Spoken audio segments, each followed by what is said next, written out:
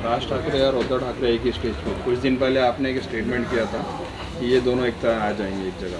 कैसा देखते हैं आज इन दोनों की एक सभा को लेकर? देखिए, महाराष्ट्र की जनता और ख़ास तौर से महाराष्ट्रियन मराठी लोग जो है वो शिवसेना को मानते हैं और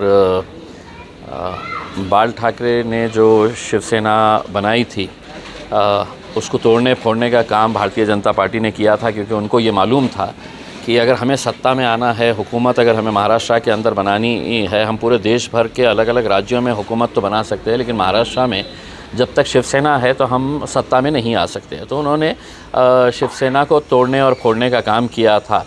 और ये दोनों भाई जो है वो तकरीबन 19 साल पहले बिछड़े थे, तो कोई सत्ता के लिए नहीं बिछड़े थे, उनका ईगो इश्यू था, अहंकार था।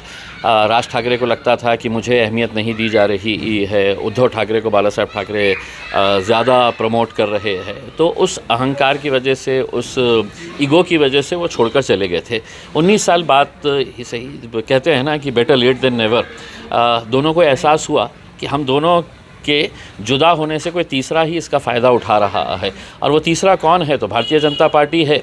और भारतीय जनता पार्टी ने जो शिवसेना को तोड़कर अपने पास लेकर आए थे, एकनाथ शिंदे साहब की शिवसेना, ये सब मिलकर इसका फ़ायदा उठा रहे थे। यकीनन अब ये दोनों साथ में आए हैं तो मैं समझता हूँ कि महाराष्ट्र में शिवसेना को मानने वाले जितने भी लोग हैं वो इससे बड़े खुश हो गए। राज ठाकरे ने अपने भाषण में कहा कि जो बाला साहब ठाकरे ने किया है वो देवेंद्र फडणवीस ने किया। देखिए, मैं पहले ही ये स्टेटमेंट कर चुका था कि कहीं ना कहीं देवेंद्र फडणवीस को ये बात सता रही थी कि एकनाथ शिंदे साहब की लगातार नज़र जो है वो देवेंद्र फडणवीस की मुख्यमंत्री की कुर्सी के ऊपर है।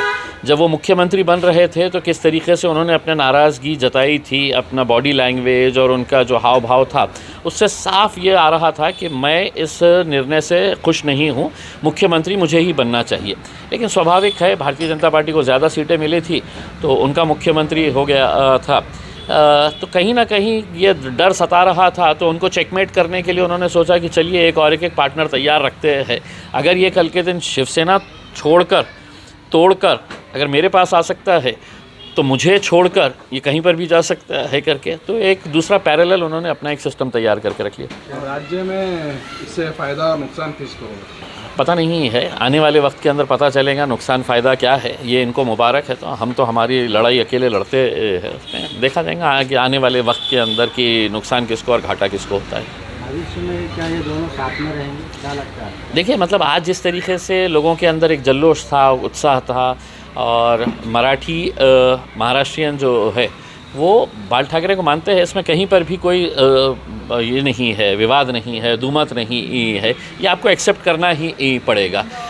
उनके विरोधी भी होने की हैसियत से हम इस बात को मानते हैं कि शिवसेना बाला साहब ठाकरे की वजह से जो बड़ी थी, और ऐसा लगता था मराठी लोगों को ये हमारी आवाज़ है, एक बुलंद आवाज़ है, लेकिन उसको कहीं ना कहीं कमज़ोर करने का काम किया गया, और गुजरातियों को लाकर इनके सर के ऊपर, महाराष्ट्रियन सर के लोगों के सर के ऊपर बिठाने का जो काम किया गया है भारतीय जनता पार्टी की तरफ से, तो अब उनको धीरे धीरे ये समझ में आ रहा है कि भैया अब अपनी दाल गलने वाली नहीं है, तो ये चल रहा है। बीजेपी ने महाराष्ट्र के मराठी लोगों के साथ विश्वासघात किया, इसलिए ये दोनों को एक साथ आना पड़ा है।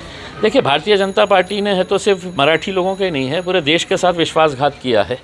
आज अगर इस देश को अगर बचाना है तो भारतीय जनता पार्टी को देश से भी ख़त्म करना पड़ेगा और महाराष्ट्र से भी ख़त्म करना पड़ेगा, और इसके लिए जो पर्याय हो सकते हैं, जो भाई बिछड़ चुके थे, अगर वो एक साथ आकर भारतीय जनता पार्टी को लड़ रहे हैं तो हम उसका स्वागत ही करेंगे, क्योंकि देश के लिए सबसे घातक अगर कोई पक्ष है आज के दिन तो वो भारतीय जनता पार्टी है। उद्धव ठाकरे ने कहा है कि हम दोनों भाई मिलकर महाराष्ट्र की सत्ता पे कब्जा करें। बहुत अच्छी बात है, मुबारक आपको। हाँ, आप पहले मैदान में आ तो जाइए, लोगों को क्लियर तो कर दीजिएगा। अभी तो यही चल रहा है कि दोनों आएंगे या नहीं आएंगे, ये एक ही इवेंट था क्या करके, एक बार क्लियर कर दीजिएगा कि हम दोनों साथ में आ रहे हैं, दोनों साथ में लड़ने वाले हैं। और उस स्टेज के ऊपर एनसीपी भी थी, कांग्रेस नज़र नहीं आ रही थी, तो अब क्या नए समीकरण बनने वाले हैं आने वाले कुछ दिनों के अंदर, अगर आपने खुलकर बोल दे तो बड़ा अच्छा मज़ा आ जाएगा।